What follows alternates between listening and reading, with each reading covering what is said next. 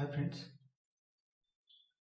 as a part of updating this current affairs, I'm including the international relations portions. Okay, in the prevailing scenario, Indo-China relations are the most important, especially after the emergence of this COVID-19 pandemic.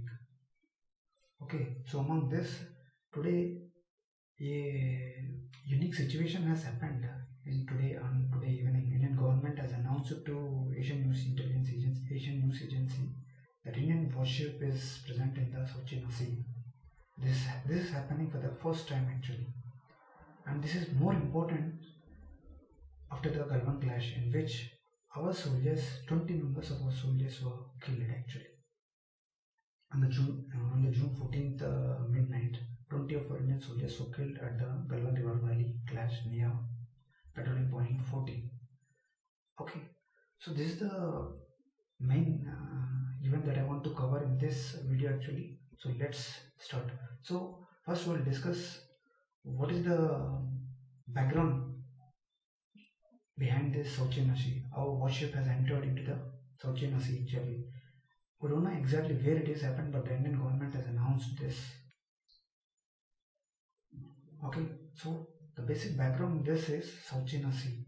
So you see in the video that the entire portion that is covering the South China Sea, you can see all these are disputed islands like Spratly Islands, Parasil Islands, Kangaroo. All these are disputed islands that are occupied by the China.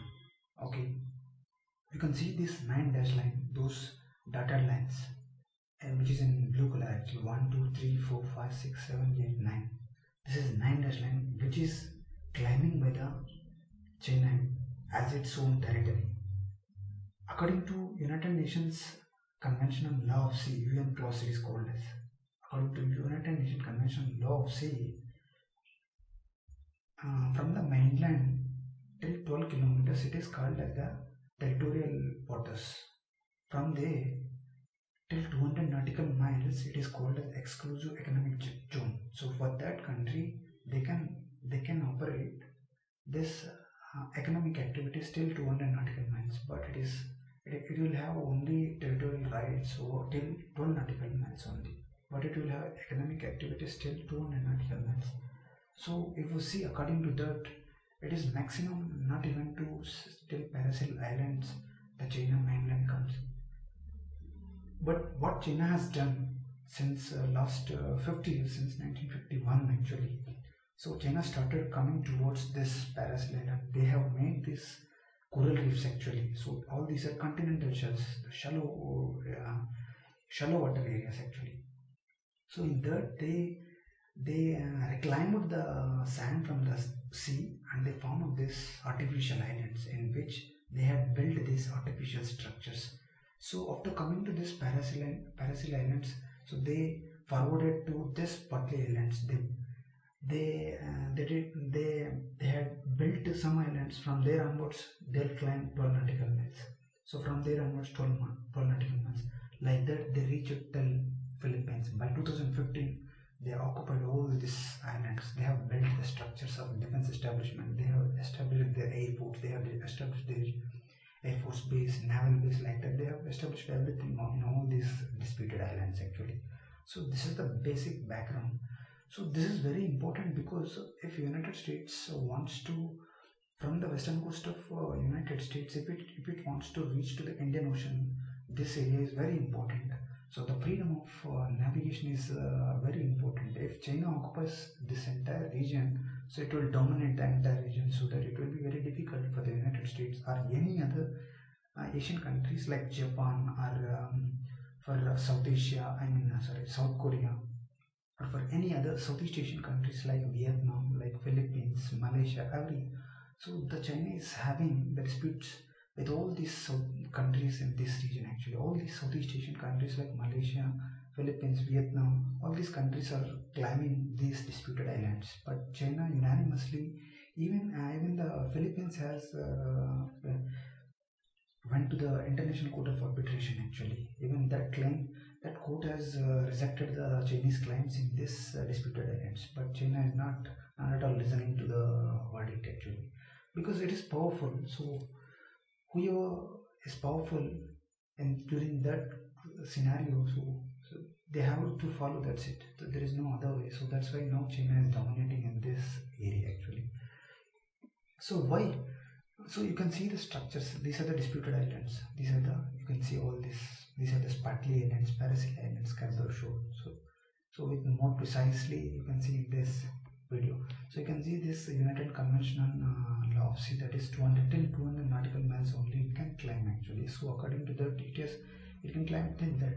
So but it has reached all the way till Philippines and Malaysia actually.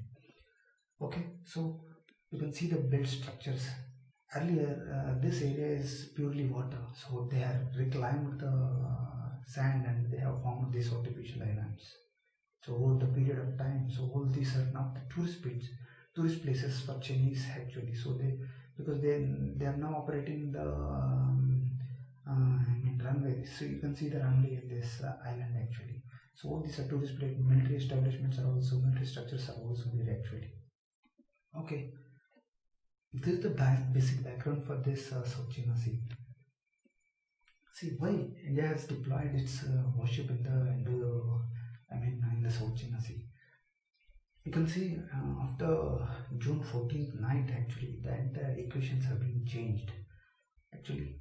So in spite of continuous discussions held between the India, China at commander level talks, major level talks, diplomatic talks, so there is no improvement except at Galwan River. There are no withdrawal from line of actual control by Chinese forces. Still the continuous and the hostilities have been increasing in the line of actual control. Only the PP-14, the disengagement has been done. So the remaining all the face-off points are still continuing. So that is the main reason. In spite of this incessant discussions, there is no improvement. That's why Indian side is now proactive, and that's why they have decided and they have sent the warship to the South China Sea. That's why the Chinese mentioned about this deployment of warship in the recent diplomatic talks. So later on only Indian government has revealed this point to the Asian News Agency. Okay, you can see all these points actually. So these are the continuous points. The face-off has been happened in Galwan River Valley. Near PP4 and PP17, near the Pangan Look, all the face-off points. You can see the Pangan fingers of this Pangan Look fingers 1, 2, 3, 4, 5, 6, 7, 8.